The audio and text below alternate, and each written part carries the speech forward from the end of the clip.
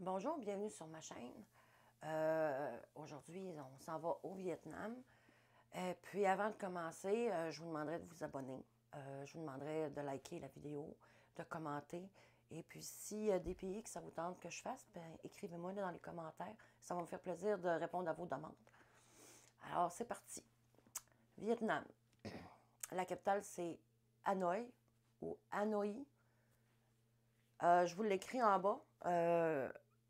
Pour ceux-là qui le savent, dites-moi là, je ne suis pas bien sûre de la prononciation. La population, c'est 99 millions de personnes. La devise, c'est le Dong. C'est un pays qui a 331 000 km² environ. La langue officielle, c'est le vietnamien. Le gouvernement, c'est une république. La situation géographique, c'est un pays de l'Asie du Sud-Est. C'est situé sur la péninsule indo-chinoise. Et puis, sa position est restée inchangée depuis la guerre du Vietnam. Elle est bordée par le golfe de la Thaïlande à l'ouest et puis par la mer de Chine méridionale à l'est. La plus vieille pratique en frais de religion au Vietnam, c'est le culte des ancêtres. Ça fait des millénaires que ça existe. Aujourd'hui, on voit beaucoup aussi le bouddhisme apparaître, c'est 55% de la population. Pour ce qui est du climat, ben, c'est un climat chaud et humide toute l'année, c'est 25 à 30. C'est un climat tropical au sud et puis subtropical au nord. Et puis, ils ont une saison sèche et puis une saison des pluies. Les coutumes, habitudes et puis traditions. Au Vietnam, on ne s'énerve pas.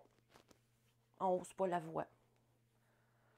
Et puis, même s'il y a un grave désaccord, on reste toujours calme.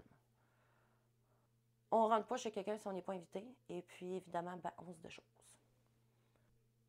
Pour ce qui est de la tenue vestimentaire, bon, le nudisme est interdit, carrément, sur les plages. On évite les shorts, les torse nus. On s'habille avec des jambes, les épaules couvertes. Et quand on est invité chez quelqu'un, on apporte un cadeau. En théorie, une petite bouteille de vin fait toujours plaisir. Et évidemment, votre hôte ne déballera pas le cadeau devant vous. Il faut attendre que vous soyez parti pour le déballer.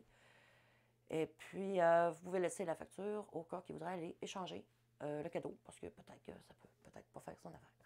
Évidemment, on ne porte pas de fleurs, parce que ça signifie funérailles. Après ça, pas de montre, parce que ça veut dire que sa vie est comptée.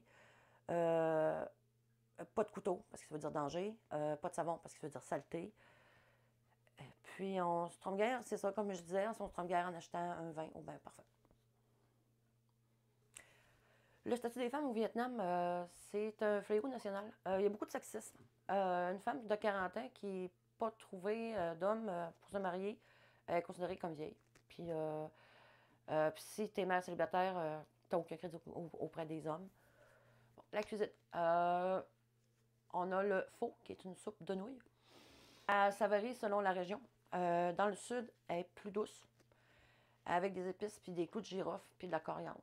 Tandis que plus au nord, considéré comme un plat national dans le nord du Vietnam, on retrouve une version plus épicée avec des nouilles plus larges. C'est une soupe qui est très très simple. C'est un mélange de bouillon avec des nouilles du riz, avec des herbes fraîches. Puis ça se déguste à toute heure de la journée. Le ban xeo, évidemment, je ne sais pas comment ça se prononce, comme d'habitude, je vous ai toujours en bas. C'est très prisé au Vietnam. C'est un délice croustillant en forme de crêpe. Et puis c'est fourré avec des crevettes, de la viande de porc. C'est des herbes, des oignons, des pousses de soya. Puis le nom vient du grésillement que ça fait quand ça cuit, ça fait comme siffler. Ça se prépare avec de la farine de riz, du curcuma, de la crème de coco. C'est servi dans des feuilles de salade avec des herbes et de la coriandre. On a le cha ca. C'est un plat vietnamien, encore une fois, évidemment, traditionnel de Hanoi. Hanoi, la capitale. C'est un poisson frit mariné avec une sauce à base de curcuma.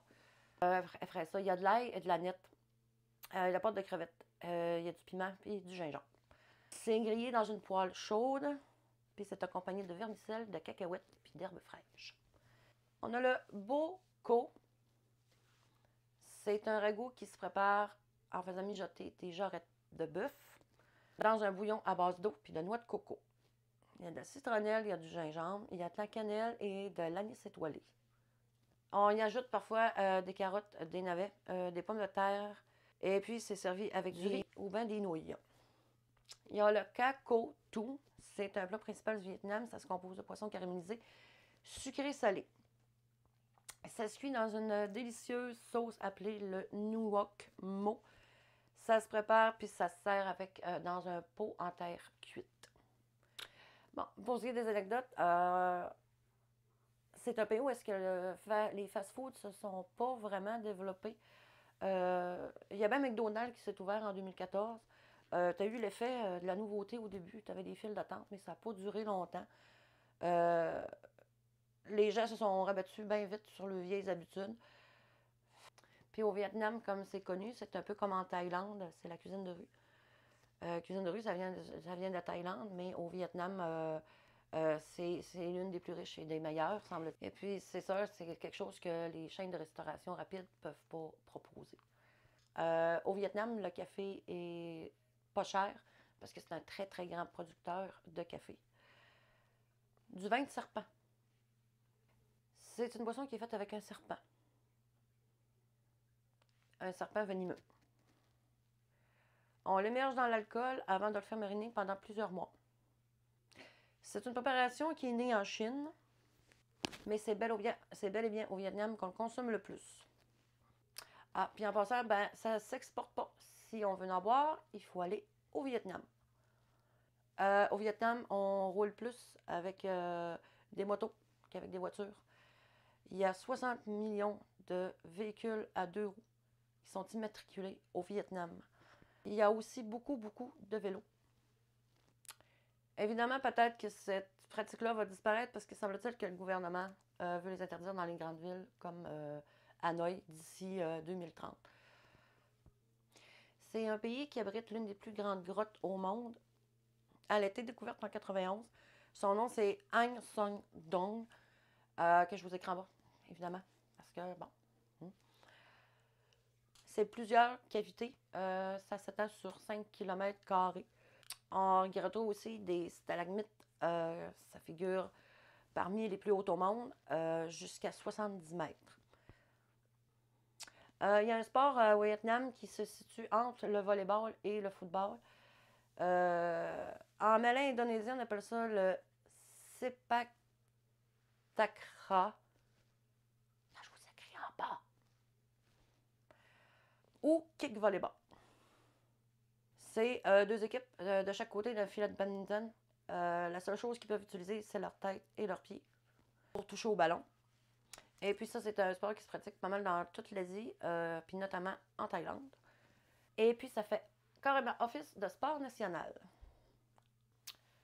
Au Vietnam, comme on le sait, il y a eu la guerre du Vietnam. Aujourd'hui, ça paraît encore, surtout en pleine nature. Il y a certaines forêts qui n'ont pas encore retrouvé leur aspect d'avant. C'est encore visible à cause des bombardements massifs de l'armée américaine. La guerre, comme on le sait, s'est terminée en 1975.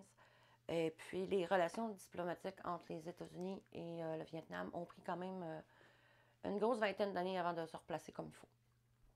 Et puis, je vous finis un petit truc drôle. Le café n'est pas cher au Vietnam, mais la bière, c'est le pays au monde où est-ce que la pinte est la moins chère.